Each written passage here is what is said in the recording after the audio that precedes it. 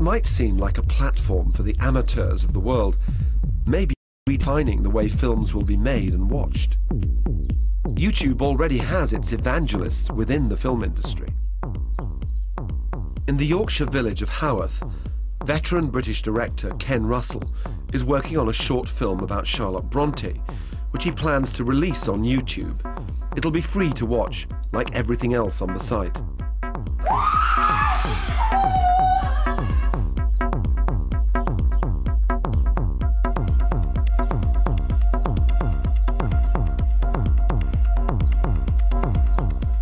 These days, you want to make an independent movie for general release, you have to convince 30 or 300 people that it's going to be a great movie. In the old days, you used to have to talk to 3 chaps. 3 chaps ran United Artists, 3 chaps ran Paramount, you know. Now it's 300, but unless you're making a $50, $500 million movie, then those companies are still going. But, you know, who wants to do that? You know, they're no fun, are they? They're all explosions and Mr. and Mrs. Smith shooting each other. Well, you know, big deal. So what? Brad Pitt killing that girl? Should have killed her years ago. There's no board of directors saying, well, I don't like that idea. Fuck you, you know, this. We like it, we're going to do it. And if the audience like it, great. And if they don't, big deal, you know, then we'll do another thing. And just keep on going, keep on slugging away. YouTube has stirred up so much excitement because there is such a hunger to watch stuff that wasn't created by advertisers or by governments or by people who want to manipulate us. It's a flowering of expression.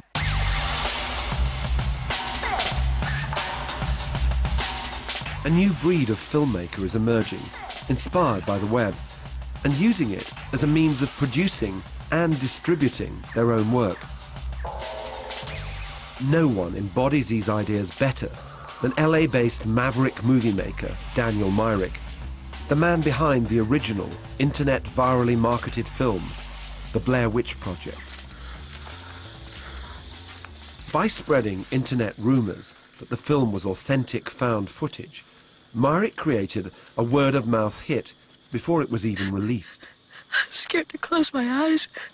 I'm scared to open them. After all that anticipation about Blair Witch, how did the film do? I can remember going to the multiplex in my neighborhood and walking up, you know, to the box office and seeing Blair Witch on 5 screens. And I didn't even see that for Star Wars when it came out. More recently, Myrick's gone even further, producing The Strand, an episodic series about the characters who live right here in Venice Beach, on the director's doorstep. Not only did he shoot it in his neighborhood, many of the cast are actually his neighbors. Myrick made The Strand only for the web. It's about coaxing the people. It's about using your body. It's sex appeal. We started thinking in terms of making it a webisodic show that could be presented, distributed, promoted, all from within its own web universe. And so we shot it with that in mind. And it's nice to have that kind of freedom, to have no restrictions, to have no censorship, to be able to kind of build a mythology and explore characters to whatever degree you feel necessary, and using primarily unknowns. It's very liberating, and I think it's really just a matter of time before many more people are doing it. Myrick is now planning a film called The Objective, a contemporary war movie set in Afghanistan. He's been watching the raw footage from Iraq and Afghanistan that finds its way onto YouTube every day. It's been a revelation and led directly to his next film.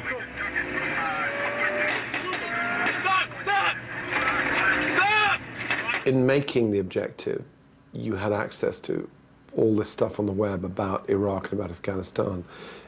Did that inform what you're doing now and what you're making? Most definitely. I think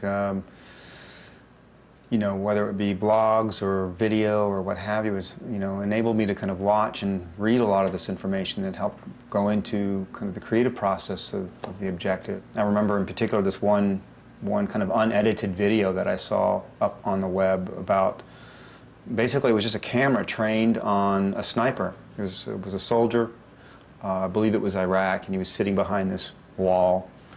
And he was just aiming through his sniper rifle, you know, through the scope, shooting the enemy. And every time he wrapped off a shot, you knew he was probably killing somebody on the other end. But you didn't see that. It was off camera in the imagination. But every shot he was doing, he would remark on how he got one. He got another one.